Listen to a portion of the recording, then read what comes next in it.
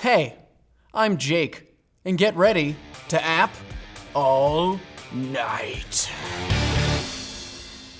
My emotions for you make me feel like I'm in a prison architect, which allows you to build and manage a maximum security prison. Although you start off with the basics, like whether or not you want lakes or forests, it gets more complicated. For example, if you select failure conditions, that means you have to uphold a certain standard or you will be imprisoned yourself. The settings you select can get pretty specific, like guard dogs or the temperature of the prison, and once you've selected certain factors, you'll deal with things like grants, which, by the way, you can only accept 2 at a time. This one is for a detention center, which will help you turn the field into a functioning prison. With this game, there's a lot to explore because when you think you've thought of it all, something else pops up. It could be water pipes or flooring for the warden's office, and with your love of building, why not create the longest snakebird you can? On this surprisingly complicated puzzle game, swipe to move and collect fruit. Each piece will make you longer, which can be beneficial or detrimental. Like in this case, where being long actually causes you to get stuck. No! But sometimes it can hook you to a surface and keep you from falling into the water, which is good because snakebirds are bad swimmers, but they're good snakebirds. In addition to this, you'll have to figure out ways to maneuver obstacles like spikes. In later levels, you'll have to work with 2 snakebirds, which can be tough since you have to get both of them to the end. But you can also use them as bridges and staircases. Just tap on the one you want to move to wake it up. You can undo moves, but sometimes it's easier just to start again. This game requires a lot of backtracking and experimentation, but you can absolutely do it because you're a flippin' legend.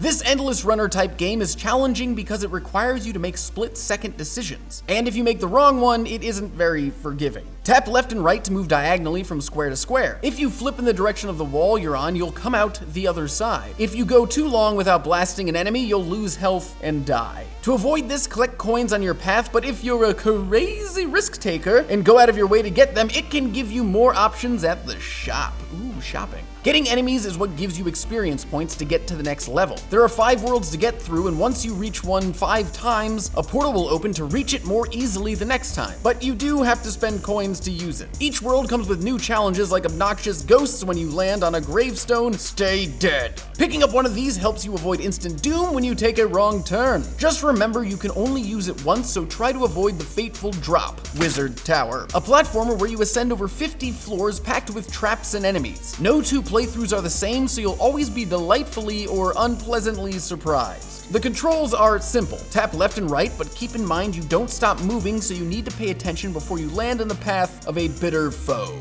But if you can land in the right place at the right time, you'll defeat them because every time you hit a surface, a projectile launches and weakens them. You have to do this first and then can push the stunned enemy to kill it. Gems will appear, which you can now pocket to earn experience levels. When you level up, you can pick a new skill, and in this case, I could use a new life, just in general. Unlock characters for different capabilities, but you won't find out what they are until after you purchase them, so good luck with that. You must defeat all enemies in a current level to proceed to the next. Oh, and watch out for the prison guard. Hey, prison. He's mean and scary and is no match for you, unlike the ones you make on Spot It Duel, a multiplayer game of speed. In the allotted time, your task is to find as many pairs of symbols between the 2 discs as possible. It's not only a race against the clock, but also against your opponent because to win, you need to find more than they do. You get more points when you tap a symbol that takes up a lot of spaces. As you improve your skills, you'll open up tougher and tougher arenas, giving you the chance to climb the worldwide leaderboard. You can acquire new Dobble characters with their own skills to sharpen your strategy. Alright, let's see who I'm battling. Oh, me. Okay, well, Jake versus me. I'm feeling conflicted, but I'm giving it all I've got, Captain. It's tempting to lose any semblance of sanity in the panic to make as many matches as possible,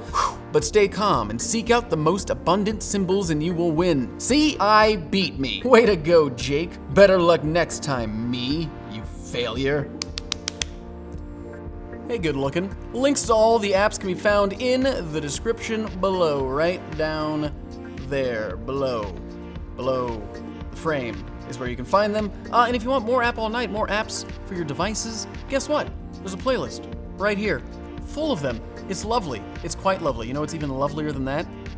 You. What are you doing tonight? Want to come hang out? We can just maybe watch a movie. What's in theaters right now? The Emoji Movie is what we're not going to see, but we could see something else. Spider-Man, that was pretty good. I really enjoyed it. Michael Keaton, great villain. Okay, I'll meet you at the theater, and as always, thanks for watching. Let me go back under here, see where I live.